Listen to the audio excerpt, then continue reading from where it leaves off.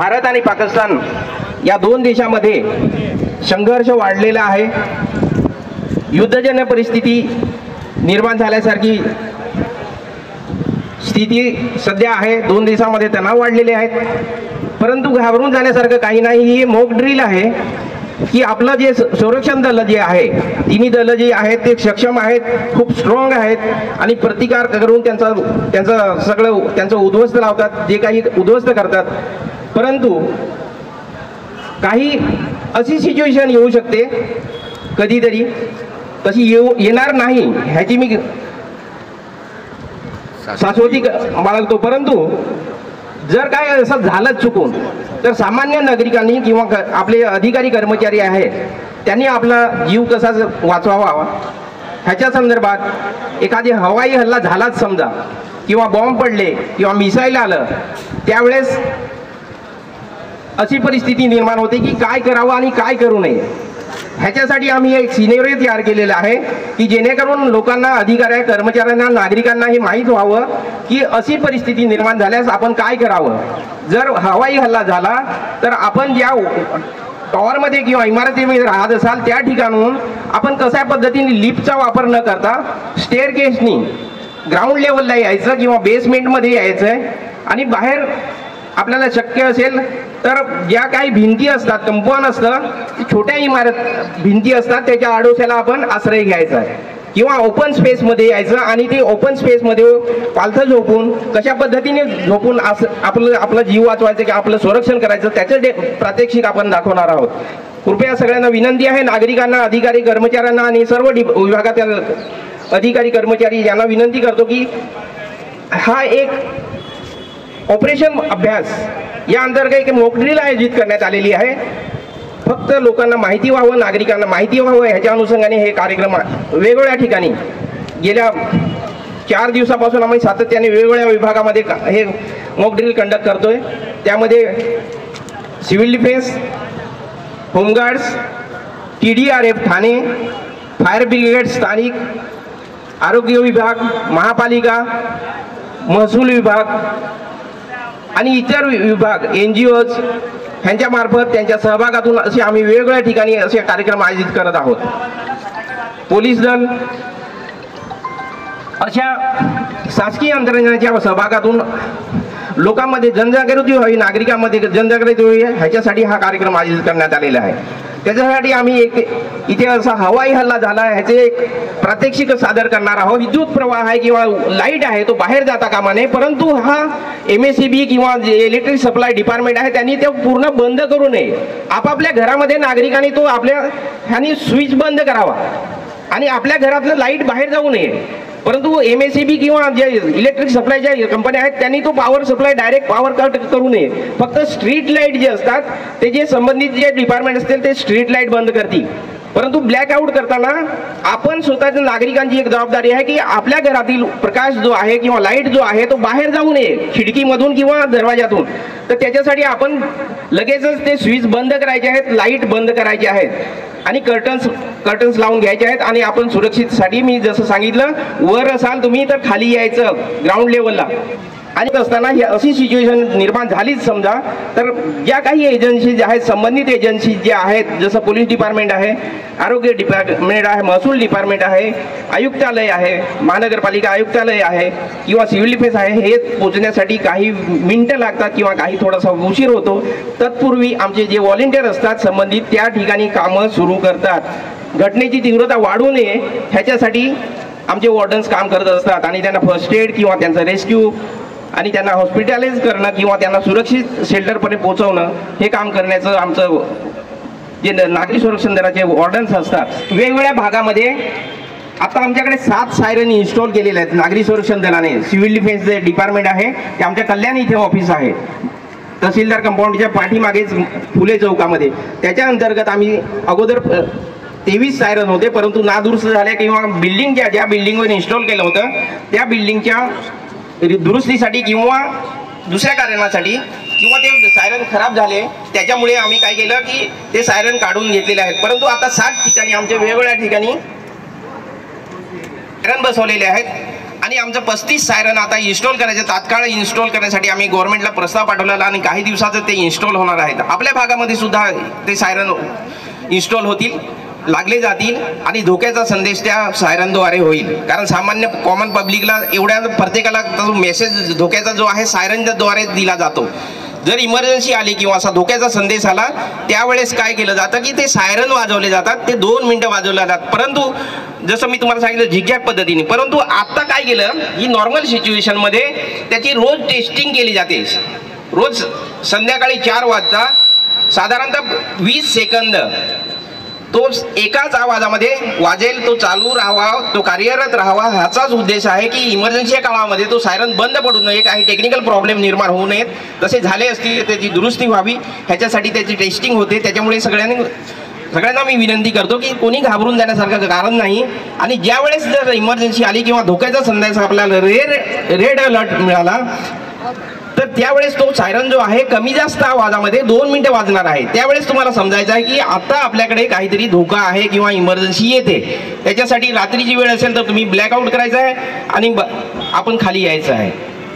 विभागाकडे fire call आणि rescue call येत असतात त्यावेळेला आमच्याकडे बऱ्याच प्रकारचे इक्विपमेंट्स असतात, स्मॉल गेअर्स असतात. त्याच्या सहाय्याने जो विक्टिम असतो त्याला आम्ही रेस्क्यू करायचं काम करत असतो. पहिलं आमचं काम असतं सर्च करायचं, त्याच्यानंतर त्याची सुटका करायची आहे.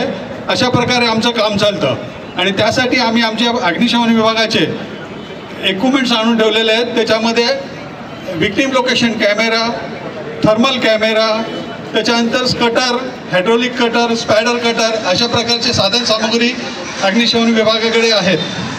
त्याचं आम्ही तिथे प्रदर्शन मांडलेलं आहे, तर आम्ही त्याचं थोडंफार डेमोशन तुम्हाला दाखवू शकतो. या ठिकाणी संपन्न करण्यात आलं, काय सांगाल कशा प्रकारचे नियोजन? आपण सर्वजण पाहतच आहात. मागच्या 2-3 दिवसापासून जो काही घटनाक्रम भारतात किंवा शेजारच्या देशात घडला आहे त्या दृष्टीने आपल्या भिवंडी तालुक्यात सिव्हिल डिफेन्स, पोलीस विभाग, महसूल विभाग, महापालिका, इतर अत्यावश्यक विभाग यांच्या सहकार्याने भिवंडी तालुक्यातला मॉकड्रिल आज इथे वरादेवी मैदानावर पार पडलेला आहे. आपल्याला कल्पनाच आहे की सीमेवर तिन्ही दलाचे जवान देशाची रक्षा प्राणपणाने करतात. त्याचबरोबर अशी एखादी घटना, एखादा प्रसंग हा सीमेच्या आत उद्भवला तर नागरिकांची रिॲक्शन कशी असली पाहिजे या उद्देशाने सर्व शासकीय यंत्रणा यांनी नागरिकांना एक प्रकारे प्रात्यक्षिक दाखवलेलं आहे.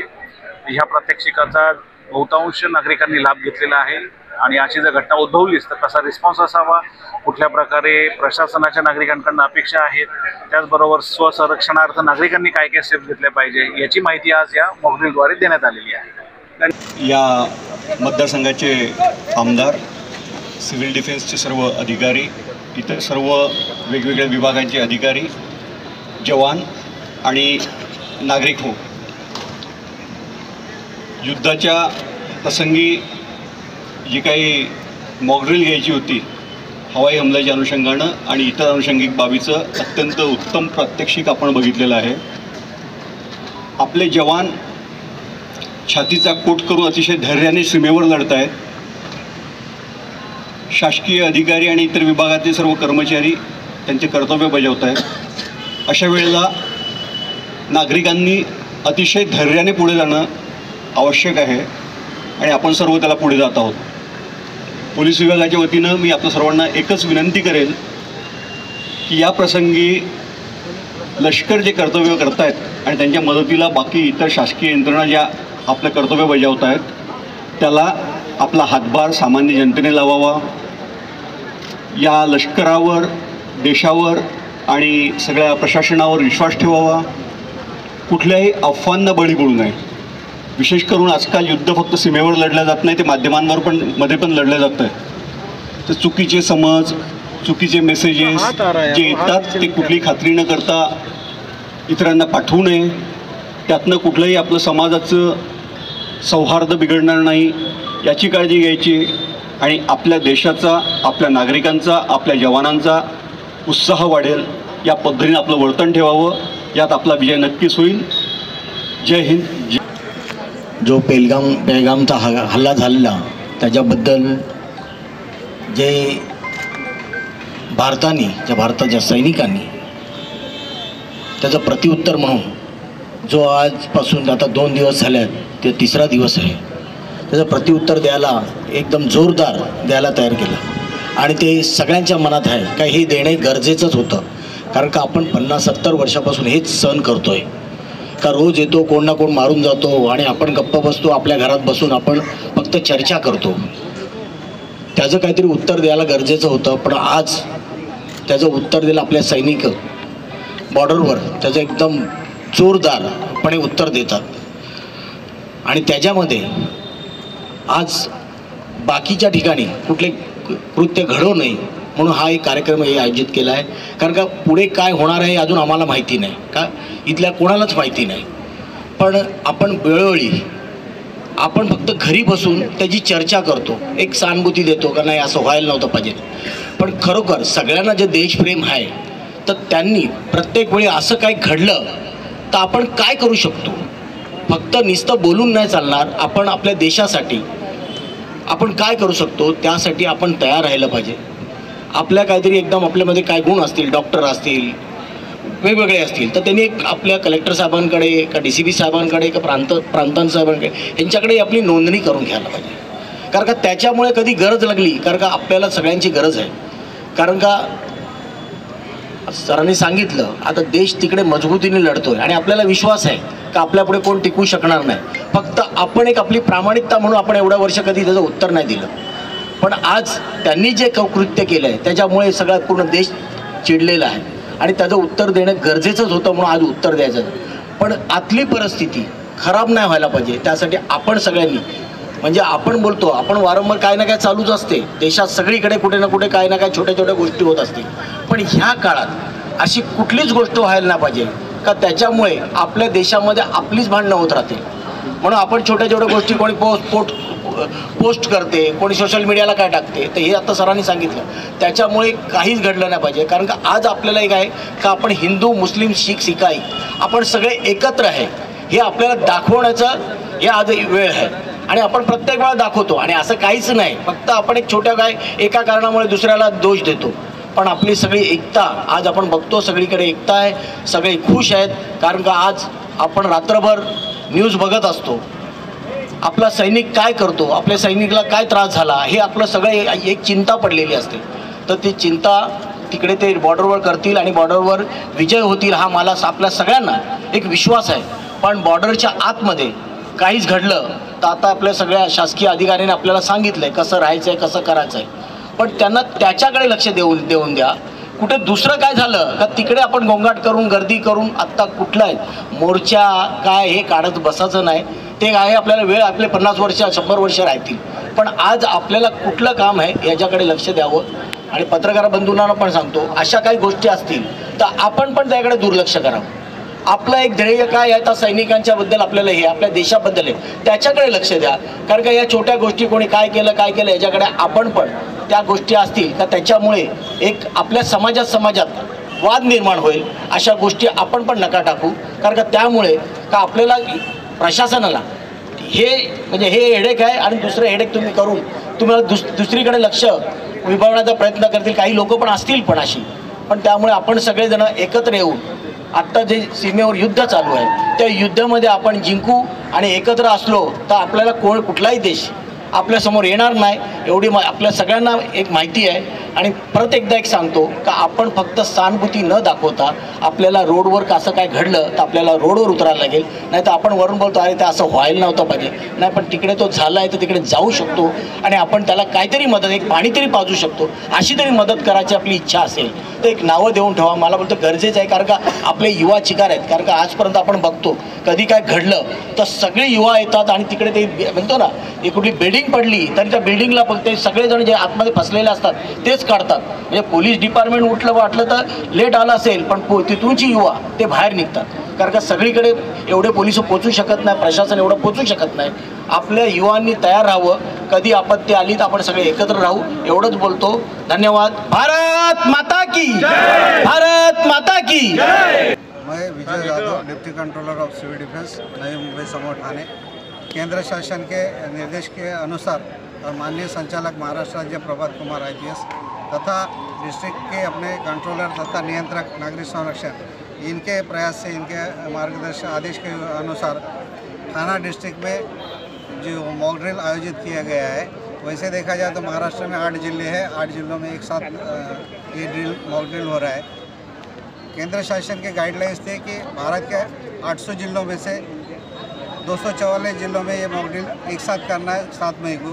तो जो हमारे DGCD साहब है केंद्र शासन के, उनका अहवाल ये है, उन्होंने बताया कि 400 जिलों में ये मॉक ड्रिल लिया गया है। इसका मुख्य उद्देश्य ये है कि कोई रूमर फैलाता है, जो अफवाहें फैलाते हैं, वो अफवाहों पर विश्वास ना करें। यदि कोई अपने नज़दीक का गवर्नमेंट एम्प्लॉई है, ऑफिसर है, उनसे आप कंफर्म करें कि ये सच है या नहीं है, और उस हिसाब से अपना बिहेव, अपना वर्तन रखना जरूरी है। तो जनता से क्या अपील करेंगे? जनता से यही कहना है, मेरा अपील करना है, विनती करना है कि कोई स्वयं होके अफवाह ना फैलाए, या यदि कोई दूसरा अफवाह फैला रहा है उसे रोके या उस पर भरोसा ना करे, विश्वास ना करे। सिर्फ शासकीय यंत्रणा प्रणाली जो है उनके आदेश का ही पालन करें। धन्यवाद। जय हिंद, जय महाराष्ट्र।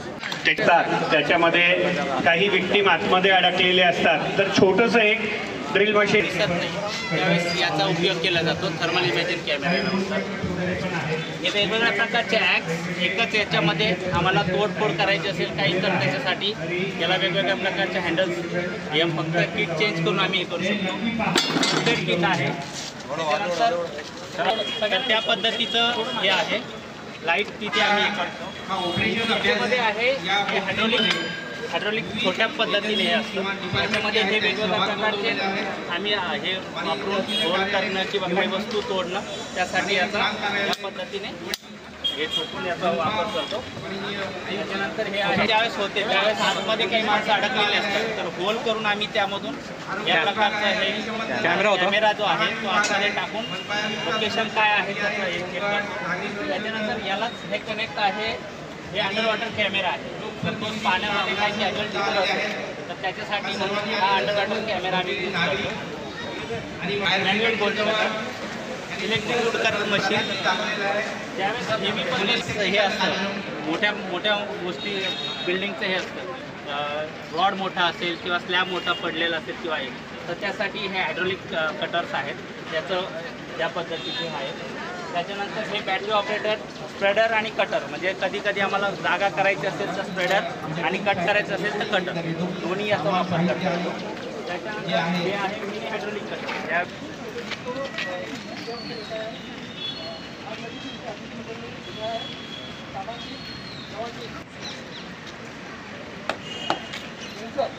ICO होते, त्यांनी रिपोर्टिंग माननीय